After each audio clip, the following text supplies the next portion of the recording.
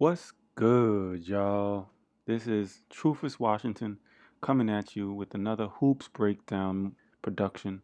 I'm really happy, man. The NBA is back. We got about 3 to 4 games so far of all these teams that are in the bubble. Everything is looking great. I mean, the Lakers. Is there any doubt that the Lakers are going to win? I mean, granted, there is going to be a little bit of doubt, right? There always is a chance that, JR can do what he did last time, right? Or AD with the last shot may not necessarily hit that last shot. But if I had to place a bet, yes, I'm choosing the Lakers. Everything was great, man. I mean, how could you not be hopeful if at least you're a Lakers fan, a Braun fan, or just any hater of any other team that's not in a bubble? The Lakers look really good, man. JR was phenomenal the last game. He must have hit what about 6 threes. JR hit 6 threes in maybe his second game back to the NBA in over a year and a half. And it was insane. I mean, granted, we all know the Wizards are pretty much the worst defensive team in the NBA. They were without, of course, Bradley Beal, John Wall, Bertans, but you know, I could still get a little bit excited because for JR to come back and still be the sharpshooter that he is, we all know he has his, low moments, but he can still wet those shots. I mean, watching him just shoot, it was so fluid. He didn't think twice. He was very good at pushing the offensive ball and making sure that he gets his way onto the court and find those little spaces that he can spot up and hit. Those things are exactly what they need from JR. That's exactly what they needed from any one of the Lakers. But JR is that sharpshooter that you can find floating around somewhere. This is exactly what I think JR is going to be used for come the finals, come the postseason. This is exactly what they're going to do. But, of course, we know JR has his downsides. And on any given night, he can just go 1 of 8. So it really I don't know.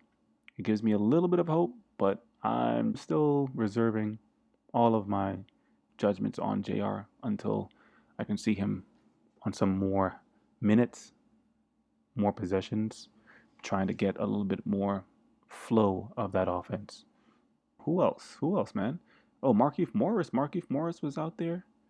Markieff Morris was out there. He did a little something, played about 6 or 7 minutes. But, it wasn't all that good. He pretty much is still getting back in shape. He doesn't look like he's has his footing that I know Markieff used to have. Instead of his brother Marcus, who looks pretty damn good out there for the Clips right now. But other than that, Marcus Morris, he's just like Lakers bench rider, man. I can't see him getting honest minutes in a crunch time game or a tight series within the Lakers, what they have right now. He may be that bench rider until somebody else gets injured or there's garbage time and you might get him out there. But why would you want to put Markieff Morris out there when you have AD, Dwight Howard, LeBron, JaVale McGee? I mean, these are guys who look fabulous. And with either the Lakers running that 4 small, 1 big, or the 2 big, with a little bit of LeBron in there, there's really no need for Markieff Morris. But, all things can change. He can definitely slim down, get his feet under him, and possibly be a huge addition. So he's kind of like the wild card in the shuffle, but we will continue to watch him. Other than that, man, I know I was surprised that Vogel decided to keep LeBron and company off the floor for the Magic. And when I say LeBron and company, pretty much all the starters, man. He didn't start Kuzma. He didn't start AD. Well, AD, of course, got scraped in the eye or poked in the eye. But he decided, hey, let's see what the other bench guys can do. And I love that choice because what better way to get your guys ready in playing time, ready and focused? These are things that they're going to be building off of. So just looking at that, oh, I was like, yes. And while the Clippers out here playing, Kawhi and Paul George at least 25 and 29 minutes of the game, that's fine. Let them go. I mean, do we really need to learn anything for Kawhi or LeBron at 29, 20, 25 minutes? And yeah, you know what? You can probably say LeBron needs that time. He spent so much time off, or AD needs that time. He hasn't spent a lot of time, playing ball this season. Who cares? This is the NBA playoffs that are about to happen.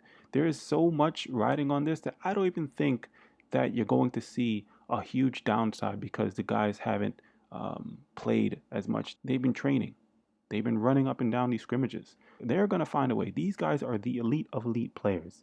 You don't have to worry about them playing 35 to 37 minutes a game when it comes down to it. If they need him, trust me, LeBron will be out there. AD will be out there. They will be running that show. Kawhi? I don't know. I hope. I want to see the best show that we can get.